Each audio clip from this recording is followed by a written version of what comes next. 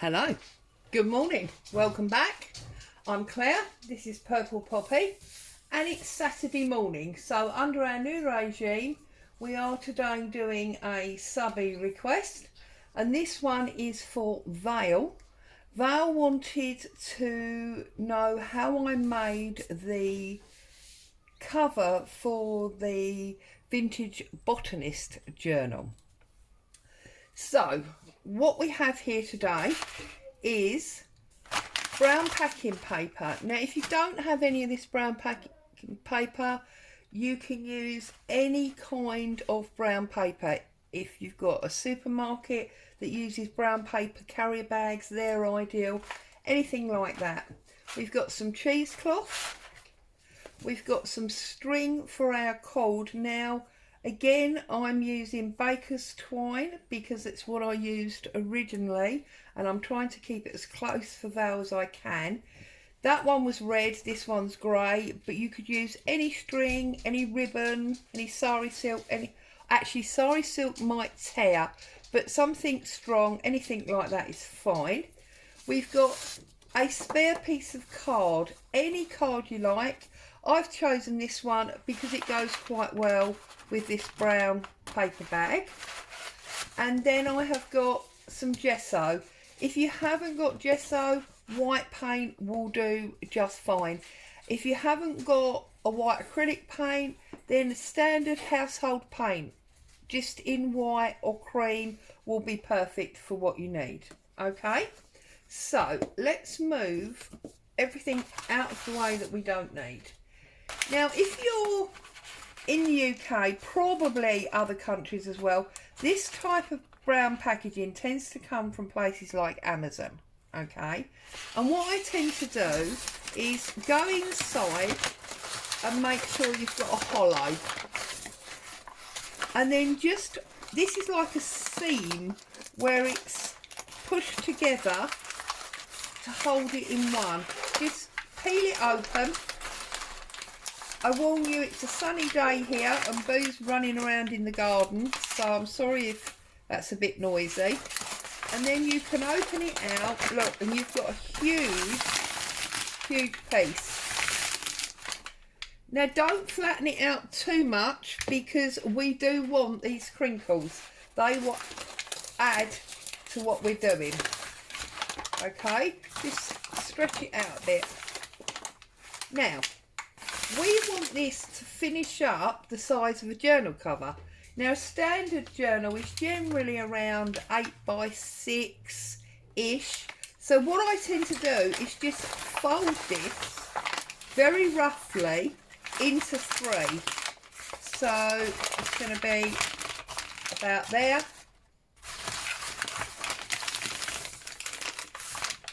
And then it's going to be about there.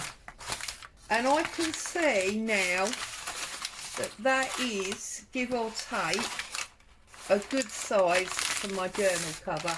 If I just pull down this one that we've been working on, you can see it's going to fit inside there nicely, and it's going to wrap over a lot wider, so we've got room for our spine. Okay, so just make sure that your 3 layers are going to end up being at least 8 high by about 13 to 14 wide, because that will give you a 6 on the front, a 6 on the back, and a 1 to 2 inch spine. We can trim off the excess later. What we don't want to do is be short. Okay, and then I'm just opening up my glue pot. Now this is just PVA glue. A few people have asked me in the past, what is PVA? It's the white craft glue. Some people refer to it as Elmer's glue. It's just that white craft glue. And then I'm just, now that I've got my fold lines and I know roughly where I'm going, okay, I am going to open it back up and I'm going to glue it down. Okay, I'm going to have to Normally I stand up to do this, but that would be a bit awkward. And I'm literally going to lather it in glue. You cannot really use too much. Don't hold back on your glue. Use as much as you need to, okay? Because, as I believe I've told you before, when you do this process, it's the glue that gives this flimsy paper its strength, okay? And then just fold it back up, find your fold line, turn it round like that so you can see. There was my fold line, look, there. Find your fold line and press it down, okay? Just like so. And then we're going to do exactly the same again. So I'm going to get my glue on. Now obviously at this stage, because this glue is water based, your paper will feel quite soft and flimsy. Please don't be worried about that. Once this glue dries, it will feel totally different, and it will be nice and firm, okay? So plenty of glue, don't be shy with that glue. After all, PVA is one of the cheapest glues you can get. There is no need to not use plenty of it. And then again, find that fold line that you had. It's about there.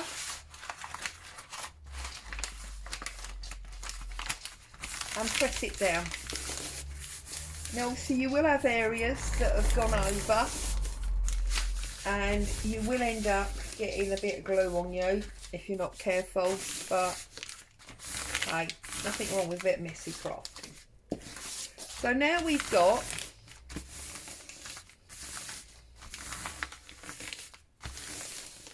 our 3 layers. I'm just pressing it down, making sure that glue's in it, okay? If you've got areas like this where you didn't have any glue for whatever reason, just get under there with your paintbrush and press it down, okay? Because we want to make sure that it's all nicely stuck. That's what gives us the strength. Okay, in here. And this looks very rough and ready and unplanned, I'm aware of that, but trust me, I've done this lots of times and it will work beautifully. Okay, right. Once you've done that and you have got your 3 layers, I'm gonna use this as the middle because it's got this seam here, okay, and because we're gonna line the inside, which again is another layer of strength, that will be the inside, this is going to be the outside. So what I'm going to do now is I'm going to put my brush in the water, seal up my glue, and now I'm going to get my gesso. Okay, now this is where obviously you can use your paint or whatever. What we want to do, what we want to do is we want to dry brush this gesso. Okay, so little splodges, and then just drag it around, okay, because we want bits of it. We don't want to paint our paper white, okay? We're not trying to paint the paper white, we're just trying to get some areas that are different. And remember, you can always add, but it's a bit of a problem to take away.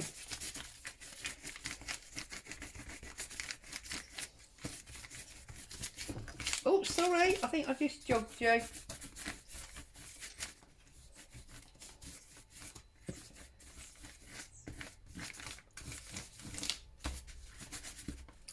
A little tiny bit of water and just try and spread that a little bit more. There, Now I'm going to call that done. Okay. Now it's a bit wet, okay, because of what we've been applying to it. Now this is the point we can have some fun and just screw it up a little bit more. Put some of those lovely creases back into it, okay, because it's damp, it's quite mouldable at this stage, okay.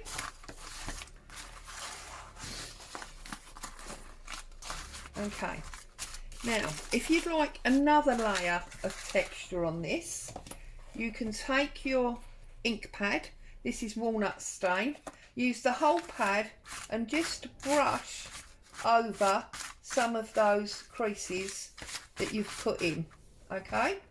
Again, don't want to cover it, just want to add another layer of interest, just like that, okay. Now I'm going to put a cheesecloth on. So I've got a rather big piece here that I've coffee dyed the other day. So I'm just trying to find the end. Okay. And it's about there. So then I'm just going to get my scissors and I'm going to very roughly cut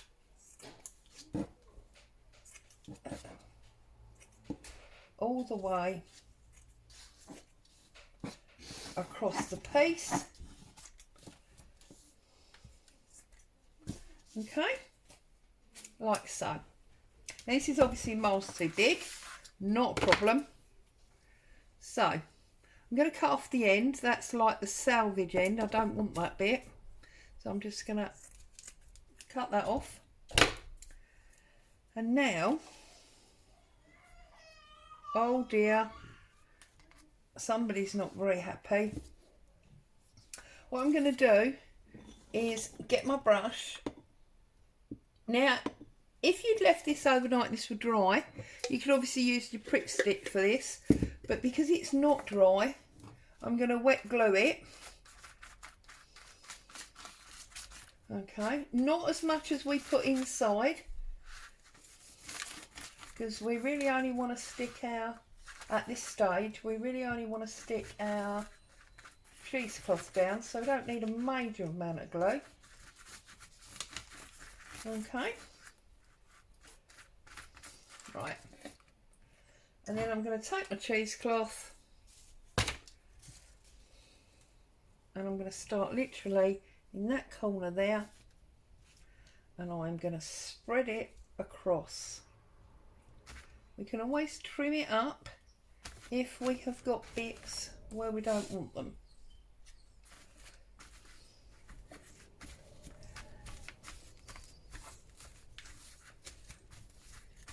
Whoops, got glue on my finger there. Okay, now I'm just going to trim off this edge.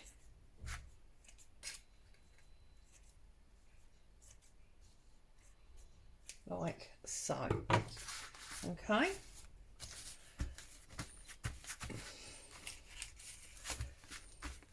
Ta-da!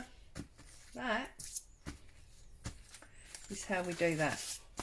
Now I'm going to leave that top bit. I'm going to trim that later when I know exactly where the book is for my cover. Okay. Now, the first thing I want to do is I want to find my spine. So I am going to look at this and I'm going to offer my signature to one straightish edge. I'm then going to draw a line with my pencil to tell me where the end of that is. Okay, take my ruler so I can make that a little bit more obvious, like so. Okay, now according to what spine you want, whether you want an inch or a 2-inch spine, only you will know. But I think I'm actually going to go for a 2.5-inch spine, because I think this is what I will use to put my 52 weeks of journaling in when it's finished.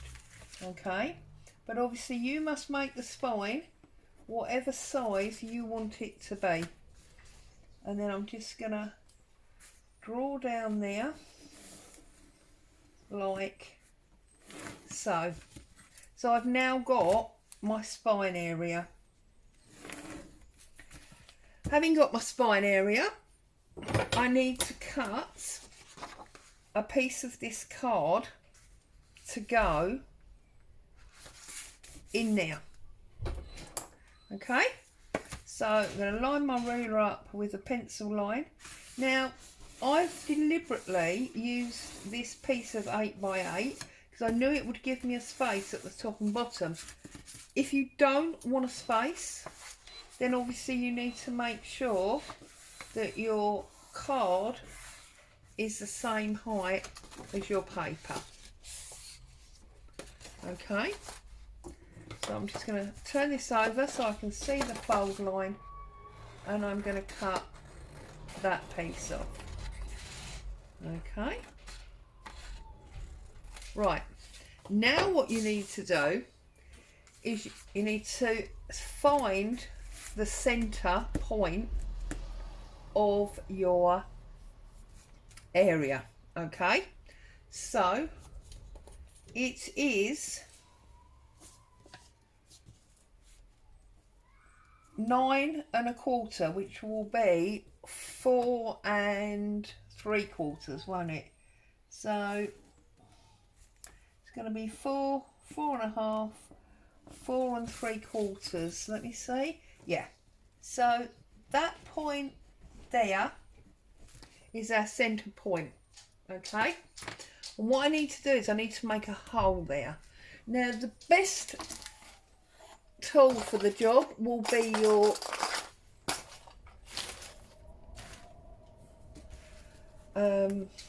awl that you use when you are sewing your journals in, and I'm just going to make quite a big hole there like so. Okay, now we're going to take our string, okay, and I always do 5 times, so I will go end to end, 1, 2, 3, 4,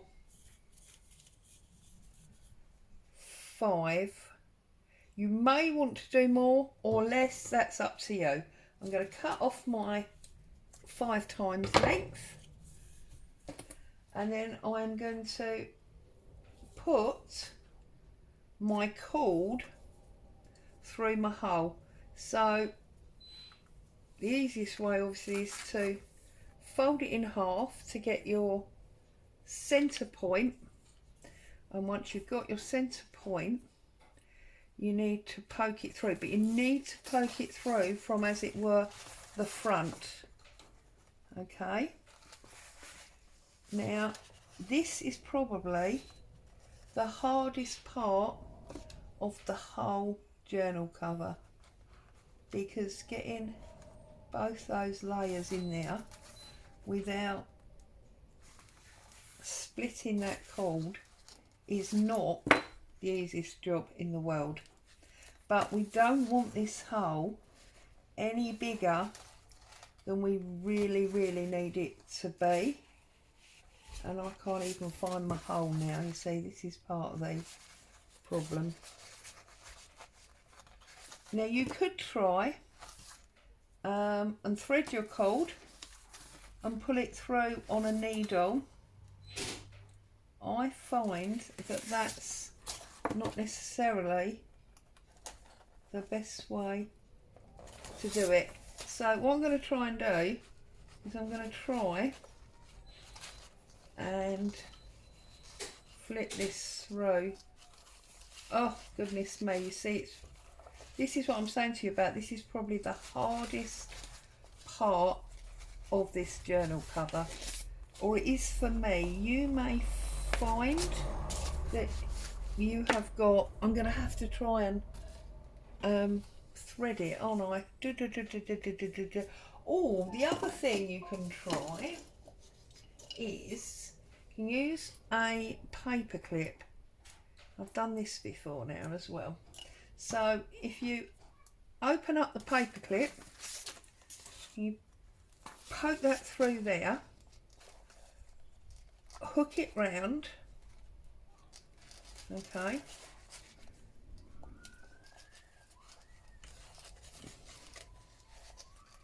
and then you can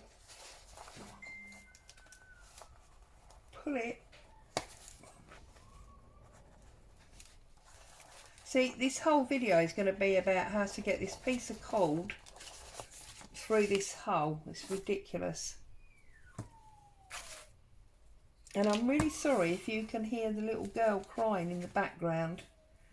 I've got the window open because it's warm and I want some fresh air.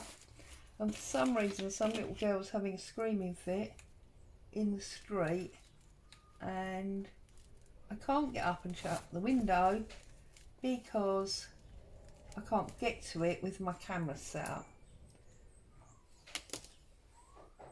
In case you hadn't noticed, I'm getting slightly frustrated now with this bit of string, and I'm sure you're all screaming at me about tips and tricks you've got for poking it through.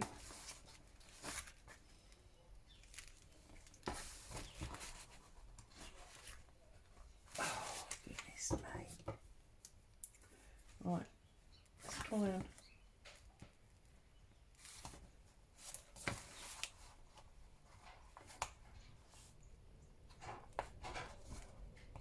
yay, you see?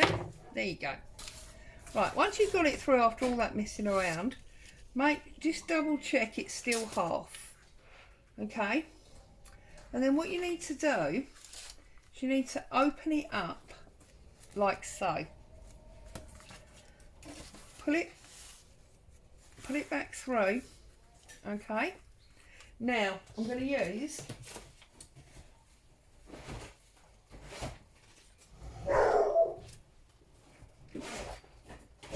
piece of masking tape to hold this down.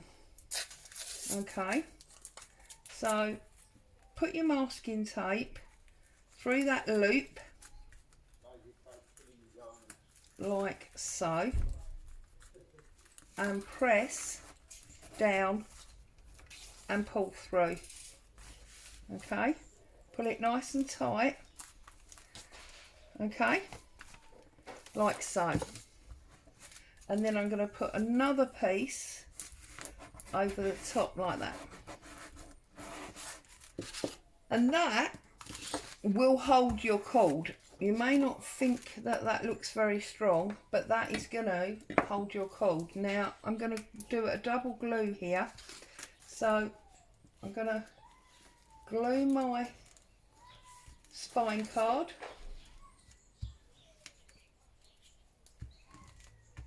And I'm going to glue the spine. Okay.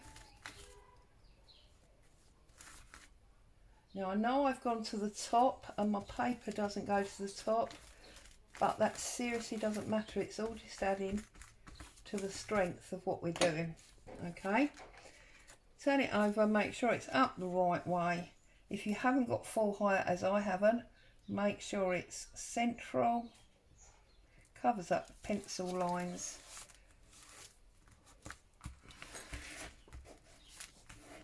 and press that home. You will feel a little bubble there where we've put our string. Okay, and that is that job jobbed. Just wipe off the excess glue at the top. So now we've got our cord, okay, coming from the inside, and it's not gonna, trust me, it's not gonna pull through. Okay, now what I did originally on the other one was I used some of my printed fabric. Now there's lots, I've done several videos of using your stencils to stamp onto fabric. Now I'm actually going to use plain cotton this time, but you can easily do some stamping first and then use that one. I'm going to do that a little bit wider than my spine. Okay, tear off all your strings, and I didn't think I should have put this on before I put my cord through, really, shouldn't I? Because we're going to have that same scenario all over again. But anyway, there you go. So I don't mind that it's too big, because I want it to overhang at the top, but I don't want it to overhang that much, just a little bit. So I'm going to trim that in about half. I'm going to rip that piece off.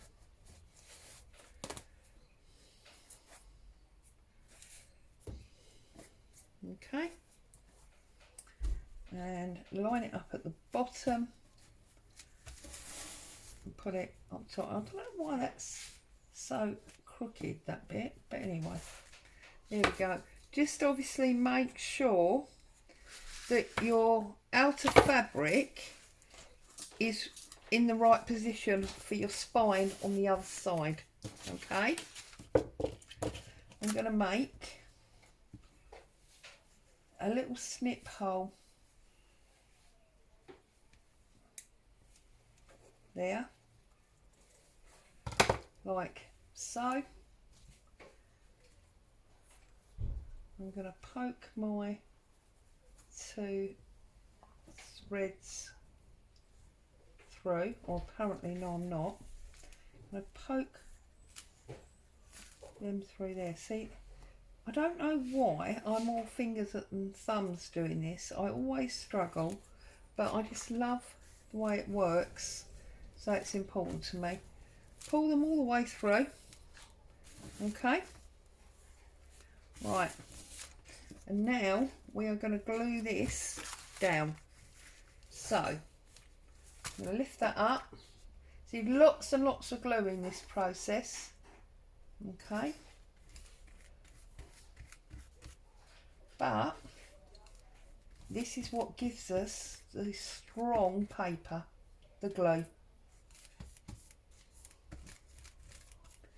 Also, I do actually like to glue over my cheesecloth in this way, even when I'm not going to put anything on it, because it adds a nice stiffness to it, if that's what you're looking for. Lay that back down and press it home. Like so. It will be very wet and sticky. Move your cords, lift up the other side.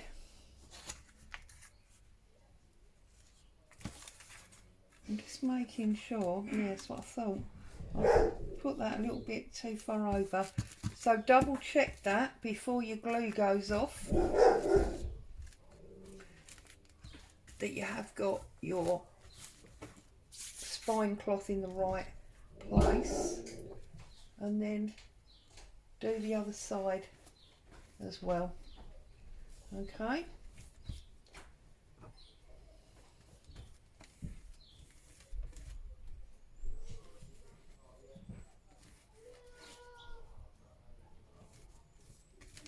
right.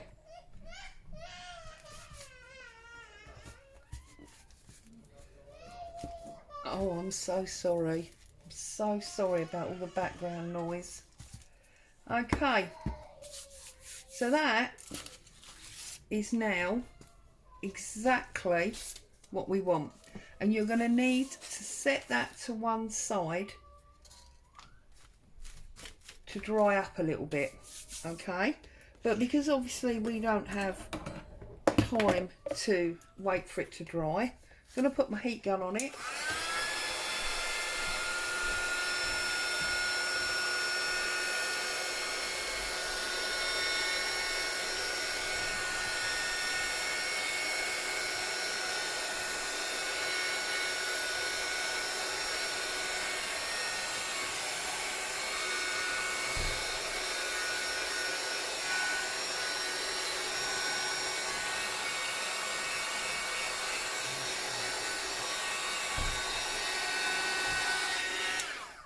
Okay. Oops, I'm sorry if I jogged you. Oh dear, some days it just doesn't go smoothly, does it? Turn it back over. Find your ruler.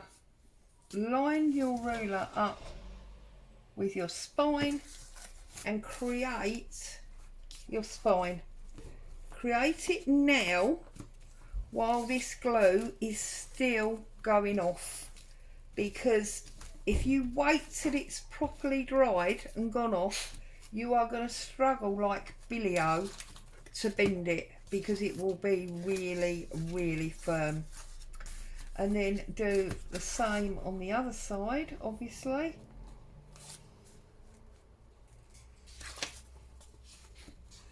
And again, press that over.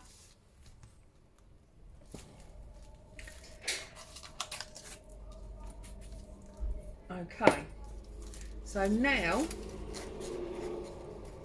you can see, pull that down, we have got our spine. I need to put a little bit more glue at the top there. A little bit more glue at the top there, like that. Okay.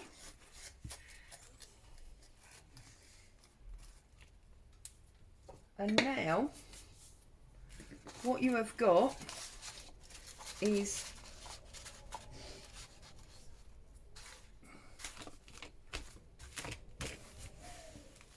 the very good base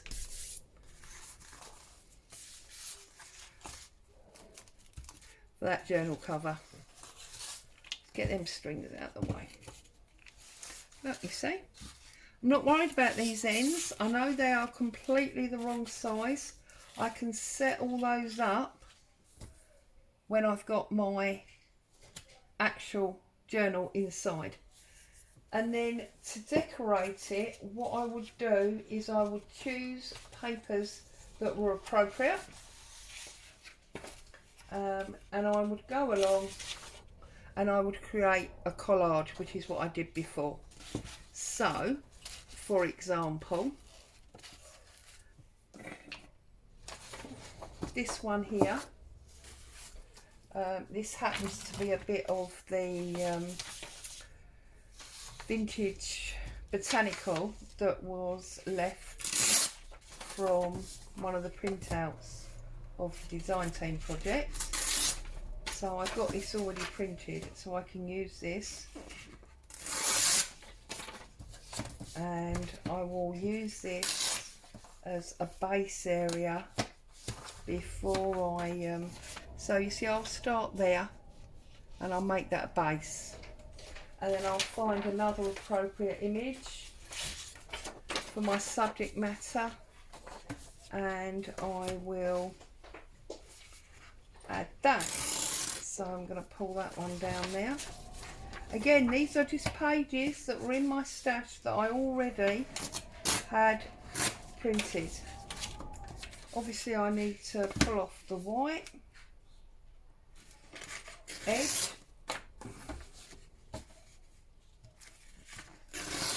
There we go. And I'll put that one, say, there. And now I will go round in my little cutouts and I'll put tickets and butterflies, whatever is appropriate, on there, and just build up a whole collage. But obviously I can't do that until it's dry and I know exactly how long I need this front cover to be. So there it is. I hope that's helped you, Val. I hope you understand now how I did that, and that you've got some packing paper or some old carrier bags that you can sit down and have a go at doing that. As always, thank you for joining me. Happy crafting. I'll see you again soon. Bye for now.